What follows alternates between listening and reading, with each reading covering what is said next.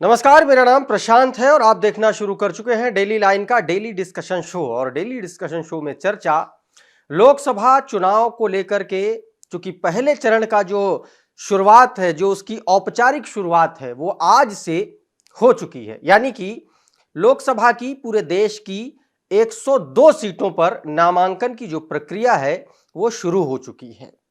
और इसी के साथ में उत्तर प्रदेश का जो पहला चरण है उसकी भी नामांकन की प्रक्रिया शुरू हो गई है। 8 सीटों पर उत्तर प्रदेश में चुनाव होना है। ये वही 8 सीटें हैं जहां पर 2019 में पिछली बार भारतीय जनता पार्टी की स्थिति बहुत खराब हो गई थी। इस बार समीकरण बदले हुए हैं। क्या समीकरण बदले हुए हैं, कैसे समीकरण बदले हुए हैं, पिछली बार क्या था, इस बार क्या होने वाला है, आज इसी पर चर्चा करेंगे। हमारे सहयोगी, हमारे साथी अभिषेक पांडे इस समय मौजूद है हमारे साथ इस डिस्कशन में। अभिषेक भाई, बहुत बहुत स्वागत है आपका एक नए डिस्कशन में। चूंकि पहले चरण का जो नामांकन की प्रक्रिया है वो शुरू हो गई है, चुनाव की तारीखों का ऐलान पहले हो चुका था, लेकिन आज से ये मान लिया जाए कि अब जो है पूरी तरीके से प्रॉपरली जो है पूरा देश जो है इलेक्शन मोड में जा चुका है। आज से नामांकन प्रक्रिया शुरू हो। जी हाँ, बिल्कुल। देखिए, पूरे देश में 102 लोकसभा सीटों पर आज से नामांकन की प्रक्रिया शुरू हो गई है। यानी आज से प्रत्याशी 11 से 3 के समय कलेक्ट्रेट में जाएंगे, अपना नामांकन कर सकते हैं और ये चलेगी 27 तारीख तक। तो यानी एक हफ्ते ये पूरी नामांकन चलना है। उत्तर प्रदेश की अगर बात करें तो पहले चरण में 8 सीटें आ रही हैं। मेरे पास कुछ डेटा है, उसको मैं शेयर करना चाहूँगा। सहारनपुर, बिजनौर, नगीना, मुरादाबाद, रामपुर, पीलीभीत, कैराना, मुजफ्फरनगर, ये 8 सीटें हैं। और यहाँ पर नामांकन की प्रक्रिया आज से शुरू हो 27 तारीख तक चलेगी। बसपा ने सहारनपुर, बिजनौर, नगीना जीता था। Baspa Samajwadi Party Moradabad doctor ST Hasan सांसद चुने गए थे 2019 में। रामपुर में आजम खां थे, लेकिन बाई इलेक्शन में 2022 में वो हार गए। वो सीट भी भाजपा के पास आ गई है इस समय। इसके अलावा बीजेपी रामपुर, कैराना, मुजफ्फरनगर में जीत हासिल की थी। यानी पिछली बार जब मोदी लहर थी तो ये वही इलाका है जहां पर भाजपा को मशक्कत करनी पड़ी थी, दिक्कत हुई थी पहले चरण में ही। आप सोचिए कि 8 में से 5 सीटें विपक्ष के पास थी, लेकिन एक सीट बाद में रामपुर आ गई वापस, तो 4-4 का मुकाबला हो गया। मुकाबला बराबरी का है पश्चिमी उत्तर प्रदेश में, लेकिन अब भाजपा वहां पर एक जगह पे एज ले रही है इस समय। पश्चिमी उत्तर प्रदेश में राष्ट्रीय लोकदल के आ जाने के बाद मुझे लगता है, और बसपा के अकेले चुनाव लड़ने के बाद मुझे लगता है कि बीजेपी पश्चिमी उत्तर प्रदेश में जो कमोबेश पीछे चल रही थी, जहां पर नुकसान होता हुआ दिख रहा था, उसको 19 में हुआ भी था, मुझे लगता है उसकी भरपाई हो सकती है। तो आज से एक तरीके से बिगुल बच चुका है। प्रत्याशी जिनके नामों का ऐलान हो चुका है वो नामांकन कर सकते हैं। मैं इन्हीं 8 सीटों पर थोड़ा सा डिटेल में जाऊंगा। आपने बताया मुरादाबाद सीट पर चुनाव होना है, सहारनपुर सीट पर चुनाव होना है, बिजनौर है, नगीना है, कैराना है, मुजफ्फरनगर है, पीलीभीत है। ये वो 8 सीटें हैं। सहारनपुर से शुरुआत करते हैं। सहारनपुर पिछली बार बहुत लंबे वक्त के बाद बहुजन समाज पार्टी ने उस सीट पर कब्जा जमाया था और राघव लखनपाल को जबरदस्त तरीके से वहां पर शिकस्त दी थी। हाजी फजलुर रहमान शायद, मेरे ख्याल से वो सांसद चुने गए थे। 22,000 का मार्जिन था उसमें। हाँ, लेकिन इस बार मामला उलट गया। जीतने के बावजूद टिकट कट गया फजलुर रहमान का।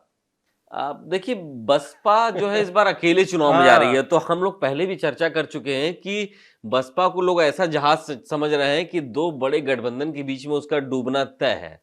बसपा ने हालांकि 14 सीटों पर अपने प्रत्याशी घोषित किए हैं, लेकिन मैक्सिमम जो है वो खुद ही छोड़ के चले गए हैं। यानी जो जो मौजूदा सांसद हैं उनको रिपीट नहीं किया गया है, वो छोड़ के जा रहे हैं। क्योंकि सबको ऐसा लगता है कि भाई पिछली बार सपा का उनके पास अच्छा वोट शेयर था, RLD का भी उसमें इनपुट था, BSP का अपना वोट शेयर अच्छा है ही वहां पे। ये सब मिल करके एक विनिंग कॉम्बिनेशन बना और भी बड़ी मुश्किल से 22,000 से सहारनपुर जीते थे।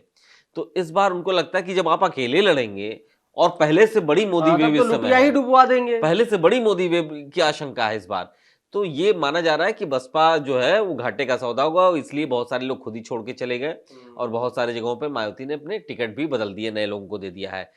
सपा इस बार अकेले है, RLD जो उनकी सहयोगी थी भाजपा के साथ है। तो ये कुल मिलाकर के जो सिचुएशन बन रही है, ये कुछ ना कुछ भाजपा के पक्ष में हवा बनाती हुई दिख रही है। मतलब जो 55% वर्सेस 45% का उस सीट पर जो हिंदू मुस्लिम का रेशियो है, वो कहीं ना कहीं जो 45% जो मुसलमान है वो कई जगह पर बंटता हुआ नजर आ रहा है। बिल्कुल बिल्कुल बिल्कुल सही कह रहे हैं। अब थोड़ा सा नगीना और इस पर बात करते हैं, क्योंकि नगीना की सीट बहुत ज्यादा चर्चा में है। नगीना में हुआ क्या है, वहां से भारतीय जनता पार्टी ने ओम कुमार को टिकट दे दिया। ये वही ओम कुमार हैं जो पूरे उत्तर प्रदेश में 22 में बेहद कम, सबसे कम मार्जिन से विधायकी जीते थे। नाहटौर विधानसभा सीट है, नगीना में ही आती है।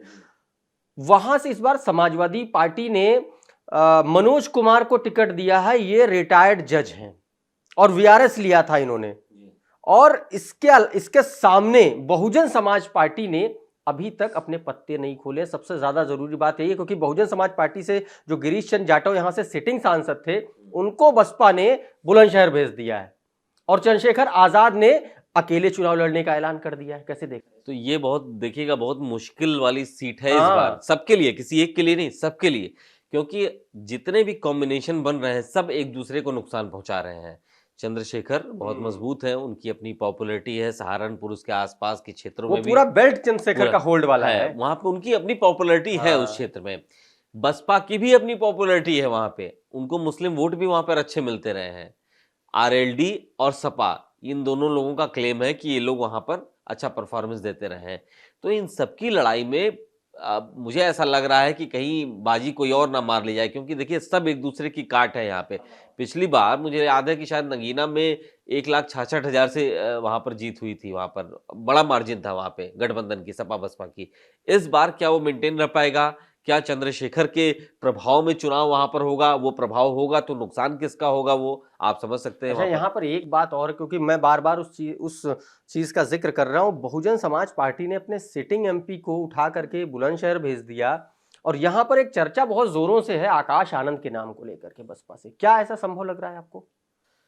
देखिए बहुत प्रीमेच्योर हाइपोथेटिकल होगा। मुझे लगता है कि अभी आकाश आनंद को थोड़ा सा और पार्टी को समझने और समझने की जरूरत है। अभी उनको यंग है, 28 साल क्योंकि मुझे भी यही लग रहा है कि आकाश आनंद को चंद्रशेखर से सीधे टक्कर लेने के मामले में, और वो भी उस सीट पर जहां पर चंद्रशेखर पिछले 5 साल से लगातार मेहनत कर रहे हैं, और वो भी तब जब आपके पास सिचुएशन फेवरेबल नहीं है। मुझे लगता है उनको मौका तब दिया जाएगा जब उनकी जीत की 100% संभावनाएं हो। मुझे लगता है कि ये संभावनाएं फिलहाल नहीं दिख रही हैं।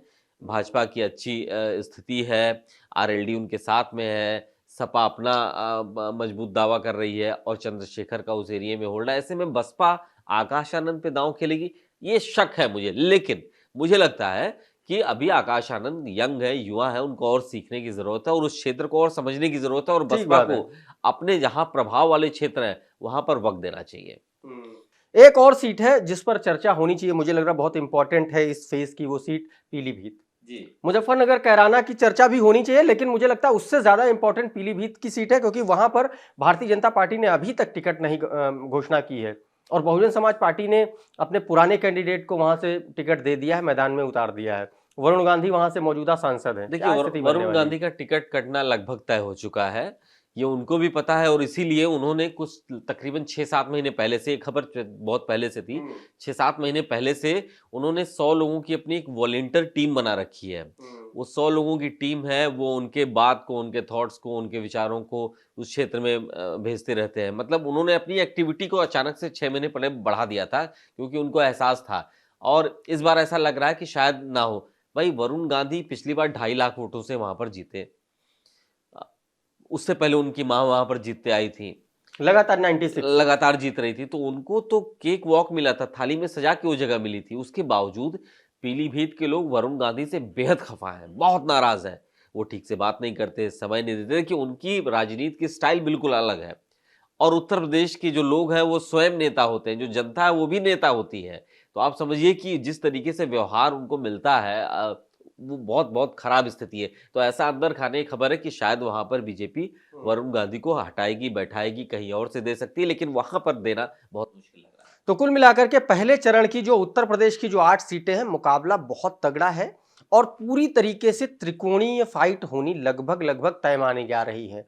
और इन जो पश्चिमी उत्तर प्रदेश का जो पहला चरण है, इन 8 सीटों पर अगर त्रिकोणीय मुकाबला हुआ, आप लोगों को एक बात और बता दूं कि ये जो 8 सीटें हैं, ये वो सीटें हैं जहां पर मुस्लिम और दलित वोटर्स का जो कॉम्बिनेशन बनता है वो लगभग 50% से ऊपर पहुंच जाता है। ऐसे में अगर समाजवादी पार्टी और बहुजन समाज पार्टी और बीच में चंद्रशेखर, अगर ये तीनों अलग अलग बीच में कूद के चुनाव लड़ते हैं, तो यकीन मानिए कि फायदा किसको होने वाला है, नुकसान किसको होने वाला है, ये आप लोग तय कीजिए और हमको कमेंट करके जरूर बताइए कि पश्चिमी उत्तर प्रदेश के पहले चरण की 8 सीटों पर क्या होने वाला है। बहरहाल इस डिस्कशन में इतना ही। आप बने रहिए डेली लाइन के साथ।